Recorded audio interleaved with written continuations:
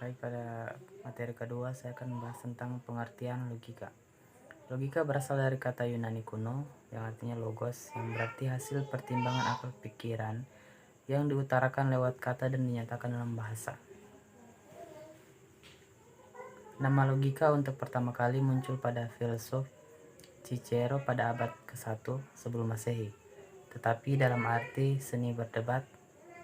Alexander Aphrodiseus sekitar permulaan abad ke-3 sesudah Masehi adalah orang yang pertama mempergunakan kata logika dalam arti ilmu yang menyelidiki lurus tidaknya pemikiran kita. Logika adalah salah satu cabang filsafat. Sebagai ilmu, logika disebut logike, logik episteme, atau Latin logica sistentia, atau ilmu logika, ilmu pengetahuan yang mempelajari kecakapan untuk berpikir secara lurus, tepat, dan teratur. Ilmu di sini mengacu pada kemampuan rasional untuk mengetahui kecakapan yang mengacu pada kesanggupan akal budi untuk mewujudkan pengetahuan ke dalam tindakan. Kata logis yang dipergunakan tersebut bisa juga diartikan dengan masuk akal. Logika secara luas dapat didefinisikan sebagai pengkajian. Untuk berpikir secara valid, logika merupakan cabang filsafat yang bersifat praktis, berpangkal pada penalaran, dan sekaligus sebagai dasar filsafat dan sebagai saran ilmu.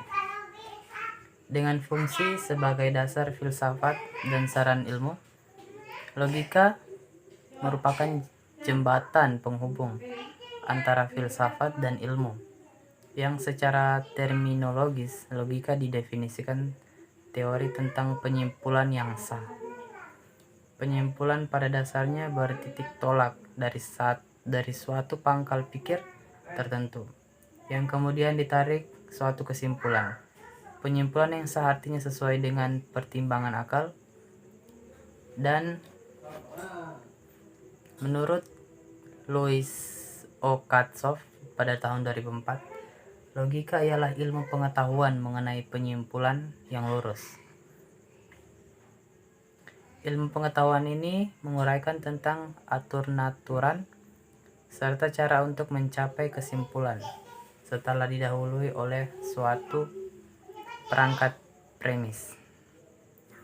Contoh penerapan ilmu logika dalam kehidupan misalnya pada manusia yang mengalami penyakit serak pada tenggorokan, maka pengobatannya dapat dilakukan dengan minum air putih.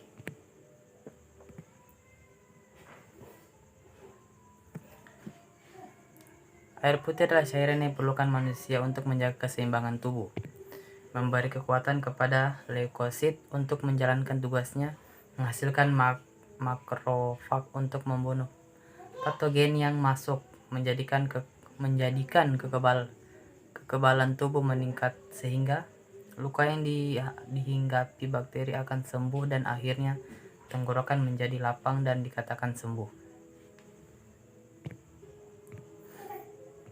Macam-macam logika menurut Deligne dalam Adib pada tahun 2010 sampai dengan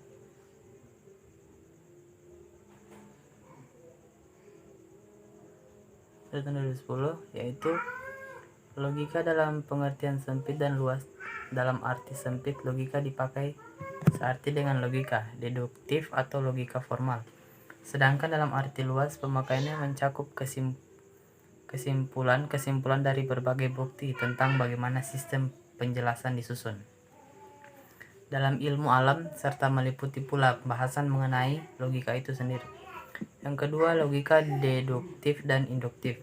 Logika deduktif adalah cara berpikir dengan menggunakan premis dari fakta yang bersifat umum ke khusus yang menjadi kesimpulan.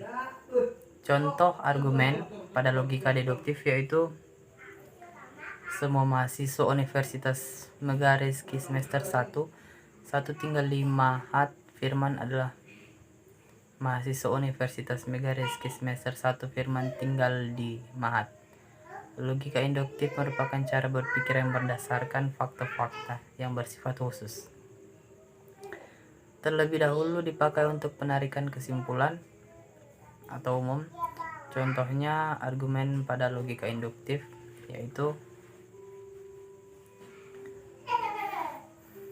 buku 1 besar dan tebal adalah mahal, buku 2 besar dan tebal adalah mahal, jadi semua buku besar dan tebal adalah mahal. Logika formal atau minor dan material atau mayor. Logika formal atau disebut juga logika minor mempelajari asas aturan atau hukum-hukum berpikir yang harus ditaati agar orang dapat berpikir dengan benar dan mencapai kebenaran.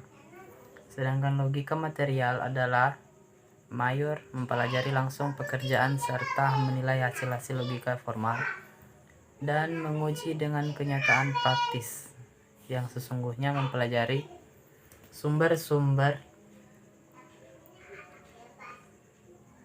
dan asalnya pengetahuan, alat pengetahuan, proses terjadinya pengetahuan, dan akhirnya merumuskan metode ilmu pengetahuan itu. Yang ketiga yaitu logika murni dan terapan. Logika murni dan terapan merupakan pengetahuan mengenai asas-asas aturan logika yang berlaku umum pada semua segi dan bagian dari pernyataan-pernyataan dengan tanpa mempersoalkan arti khusus dalam suatu cabang ilmu dari istilah pernyataan yang dimaksud. Logika terapan adalah pengetahuan logika yang diterapkan dalam setiap cabang ilmu, bidang-bidang filsafat dan juga dalam pembicaraan yang menggunakan bahasa sehari-hari. Yang keempat adalah logika filsafat dan matematika. Logika filsafat dan filsafat merupakan ragam logika yang mempunyai hubungan erat dengan pembahasan dalam bidang filsafat, seperti logika kewajiban dengan etika atau logika arti dengan metafisika. Sedangkan logika matematika menelaah penelaran yang benar dengan menggunakan metode matematika, serta bentuk lambang yang khusus dan cermat untuk menghindari makna ganda.